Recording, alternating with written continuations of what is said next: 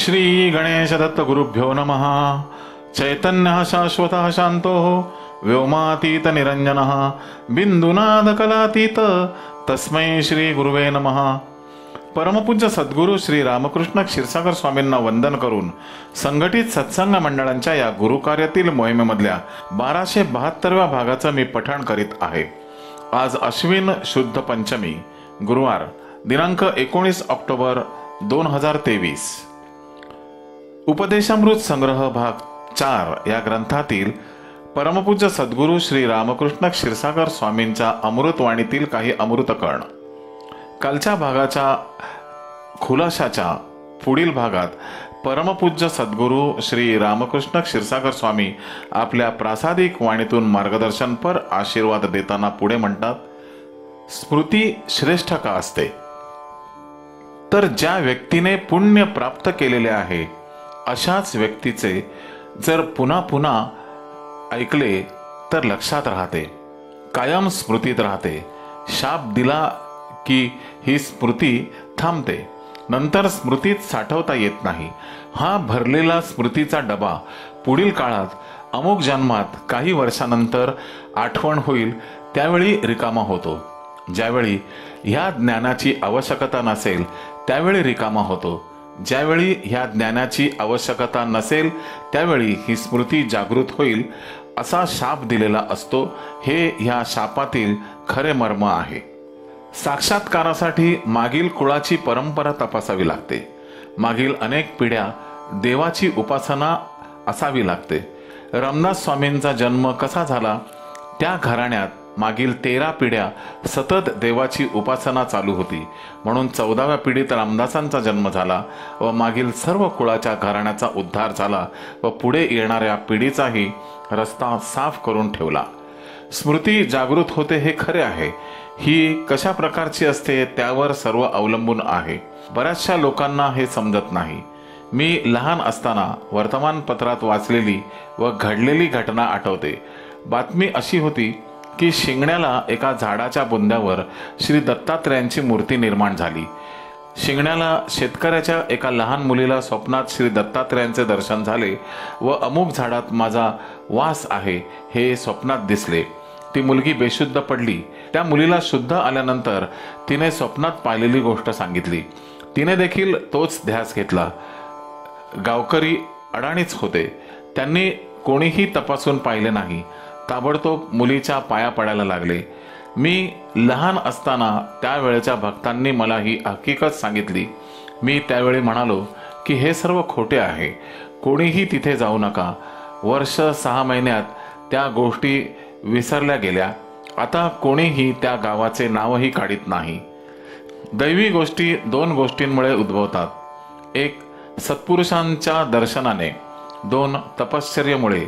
भगवान श्री रामचंद्रांच्या स्पर्शामुळे अनेकांचा उद्धार झालेला आपण ऐकलेले आहे, परंतु लक्ष्मणाच्या स्पर्शाने कोणाचाही उद्धार झालेला नाही। मुक्ती देण्याचा अधिकार फक्त रामालाच होता, इतरांना नव्हता। 3-4 वर्षामागे आश्रमात एक सूट पॅन्ट मधला दर्शनास आला होता। त्याने मला सांगितले की त्याची स्मृती जागृत झाली आहे व कोणत्या तरी नाथांचा त्यांच्यात संचार होतो व त्याने तो संचार मला दाखवला। तात्काळ माझ्या लक्षात आले की हा संचार वगैरे काही नाही, केवळ ढोंग आहे। मी त्याला खुलासा केला की हे ढोंग आहे। आता तुला बरं वाटत असेल, लोक तुझ्या पायाही पडतील, परंतु पुढे तुला ह्याचा फार त्रास होईल, दारिद्र्यात मरशील। हे ढोंग थांबव। त्याला माझं म्हणणं पटलं व त्याने तत्काळ कबूल केलं की यापुढे आता संचाराचे नाटक मी करणार नाही। अहो, कोळशाच्या खाणीत गेल्यावर काळे डाग लागतात, तर कोळशाच्या खाणीत जावेच कशाला? त्या संचाराच्या मार्गाला जावेच कशाला? मनुष्य जसजसा अगतिक होतो तसतसा त्याच्या गरजा वाढतात। गरजा वाढल्यामुळे तो पैसे कमवण्यासाठी ह्या मार्गाकडे वळतो। गरजा तृप्त करण्याची इच्छा वाढते। परमेश्वर ही जिवंत शक्ती आहे, ती तुम्हाला नक्की मदत करते, परंतु अशा मार्गाने गेल्यास ती मदत करणार नाही। तुम्ही ईश्वराची पूजा अर्चा करा, चिंतन मनन करा, ती तुम्हाला नक्की सहाय्य करेल। कैक लोक आम्हाला सांगतात की ते रात्री झोपले असताना स्वप्नात त्यांना अमुक देवाचे दर्शन झाले. देवांनी त्यांच्याकडे पाहिले व स्मित केले. पहाटे उठल्यानंतर त्यांना त्या स्वप्नाची स्मृती राहते व आम्हाला सांगतात, तसं इतरांनाही आठवून आठवून सांगतात. हा दृष्टांत नसून हा भास आहे. जर खरंच स्वप्नात देवांचे दर्शन झाले असेल तर मनुष्य सकाळी उठल्यानंतर त्याच्यात आमूलाग्र बदल होतो. त्याचे बोलणे, चालणे, वागणे सर्वात बदल होतो. सामान्य मनुष्याच्या प्रमाणे तो वागत नाही. जर खराच दृष्टांत असेल तर तो त्यामध्ये इतका तल्लीन होतो की त्याला त्यावेळी कसलेच भान राहत नाही. सकाळी उठल्यानंतर त्याला रात्रीच्या स्वप्नात काय पाहिले याची कसलीही आठवण राहत नाही. तुम्हाला कोणताही साक्षात्कार होणार नाही. तुम्ही ईश्वरावर पक्की निष्ठा ठेवा. त्यातून तुम्हाला मार्गदर्शन होत राहील. कोणाला विचारावे लागणार नाही. तुम्हाला आपोआप नवीन नवीन व विधायक विचार सुचायला लागतात व मार्गही सापडतात व तुमची प्रगती होत जाते. तुमच्या प्रगतीमधील अडथळे आपोआप बाजूला होतात. तुम्हाला त्रास देणारे व मानसिक क्लेश निर्माण करणारे तुमच्या जवळ येत नाहीत. हे लोक आपोआप बाजूला सारले जातात. तुमच्यावर येऊ घातलेली संकटेही बाहेर नष्ट केली जातात. तुम्हाला जरा देखील झळ पोहोचत नाही. तेव्हा तुम्ही ईश्वरावर पूर्ण निष्ठा ठेवून वाढवून त्याची कास धरा.